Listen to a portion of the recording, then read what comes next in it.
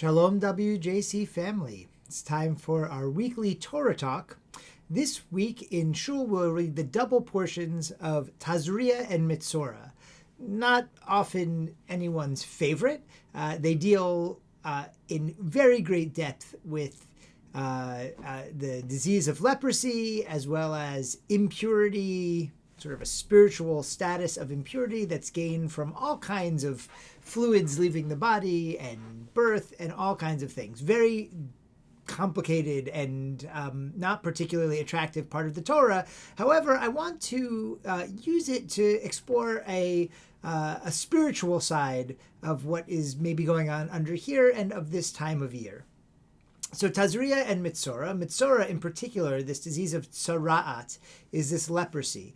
And the way, if you have an outbreak of this, of a rash of some kind that looks like it might be tzara'at, you would go to the kohen, to the priest, and the priest would diagnose it. And the cure was also a making of sacrifices, guilt offerings, and these kinds of things.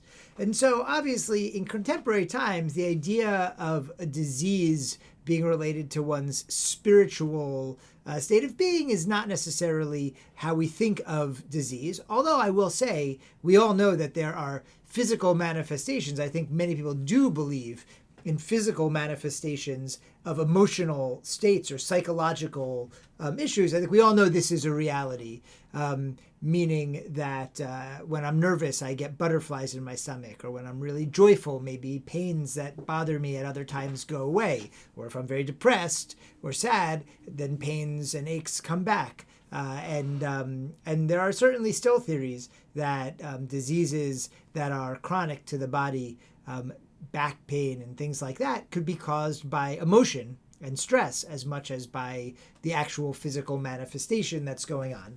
That being said, I still don't think anyone should come running to your rabbi or to your kohen, your local kohen, who is a descendant of the kohanim that are being talked about in the Torah, to diagnose any of your diseases. Although if you're having emotional or mental stress, or physical ailments, of course, we're always here for you, and I invite you to get in touch with me, and we'll support as we can, but also get in touch with a doctor.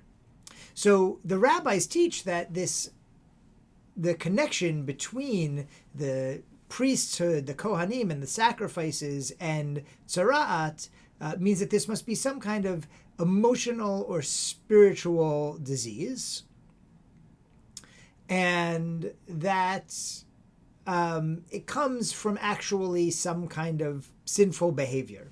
The one that is usually looked to is, for two reasons, is lashon hara, because Metzora can be cleverly used as a acronym for motzi shem ra, that the person who does this has put a bad name, shem ra, out into the world. Motze, put out, shem ra, a bad word about somebody else's name, that is lashon hara, wicked speech. And also because when later in the Torah, when Miriam is bad-mouthing Moses and Moshe's wife Tzipporah, she is struck with tzara'at as a punishment. So the rabbis say, okay, this must be it. I don't think that we literally believe in a connection between wicked speech and spiritual manifestation of physical disease today. Sorry, that was fast. Spiritual manifestation of physical disease today. However, I do think that we have this sense of sometimes we are in a more spiritually pure place and sometimes we're not. I think this time of year is actually a time to think about exactly that. We are in a period called Sfirat Omer, the counting of the Omer. Today, as I'm recording this, is the 14th day, or 2 weeks in the counting of the Omer. The most common explanation for why, for example, some traditional Jews don't shave during this time, and I was clean shaven a couple of weeks ago, and now my beard's growing back in, and will continue to grow until Lag BaOmer, is that we're doing mourning practices. And the Talmud does say that this is a period of the year when, for example, Rabbi Akiva had all these students, and they fell to a plague because they were bad-mouthing each other and not being moral. So again, a connection to a spiritual ill that led to a plague among Rabbi Akiva's students. And that plague lessened on Lag BaOmer, and so that's why we celebrate Lag BaOmer as a happy day, and we shave and we kind of step out of. There's a custom not to have live music or go to live music concerts during the Omer and things like that. But I want to draw our attention to a comment of Nachmanides, the Ramban, later in Leviticus, in Parshat Emor, when we're talking about Sukkot, and it mentions that there's an Atzeret, Shmini Atzeret, the 8th day of the festival, that's a stopping day.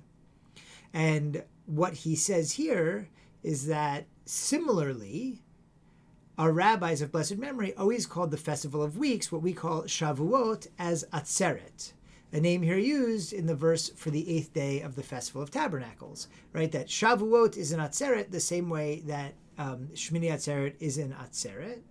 For it is the, quote, 8th day of the festival, which Scripture here so called by name. What I think Nachmanides is saying is that Shavuot is to Passover, right? Connected by this counting every day and every week. The Sfirat Omer, the counting of the Omer, connects Shavuot to Passover in the same way Shmini Atzeret, although without the 7 weeks in between, is connected to Sukkot. It is considered its own holiday. After a week of Sukkot, we have this Shmini Atzeret.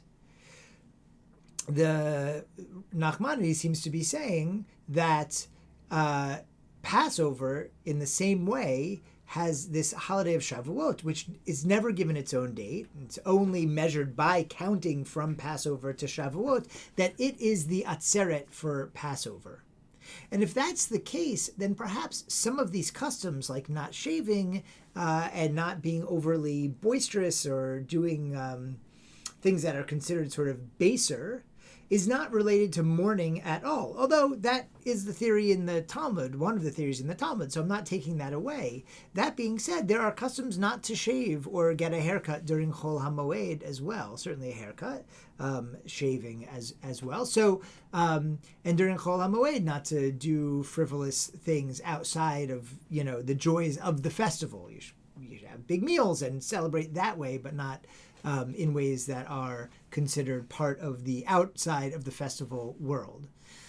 If that's the case, then what I think this Sfirat Omer is, and the way I like to think of it, it's not so much about a period of mourning as much as it is a period of focus, a period of sort of looking at our spiritual life, even if we don't think there's going to be physical manifestations of our behavior or of our spiritual state, that this time, from when we historically commemorate the Exodus from Egypt until when we historically commemorate the giving of the Torah 50 days later, that we are sort of on this journey.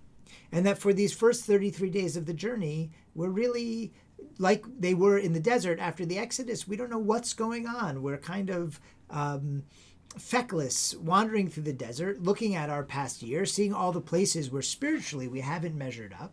And then for those last 17 days, just as the Jewish people got closer to the wilderness of Mount Sinai and preparation for the revelation at Sinai, they started to get excited for what was to come. So too we kind of turned the page from the spiritual accounting of the state of our spirit and look forward to this special relationship with God that we have through Torah and mitzvot. And so I want to encourage us on this second week of the Omer as we enter into the third week and as we read Tazria Metzora, this sometimes difficult to comprehend Parsha, but that is very much about, as far as the Torah seems to be concerned, and the rabbi's interpretation of it, about the state of our spiritual health. I encourage us all to maybe do some evaluation. What is helping us spiritually? What is standing in the way? How can we move on from the topics, sometimes obstacles being placed in our way, sometimes ones of our own creating that are blocking us from our relationship with God, our relationship with our Jewish identity in general, our relationship with each other and those that we love and care about, such that we can move towards the holiday of Shavuot, Passover's Atzeret, if you will, according to Nachmanides, and reach that moment of revelation at Sinai, ready and prepared to accept and receive the Torah, at that beautiful gift and way of life that God has left for us, has given us, has made for us. I wish you a meaningful counting of the Omer and a Shabbat Shalom.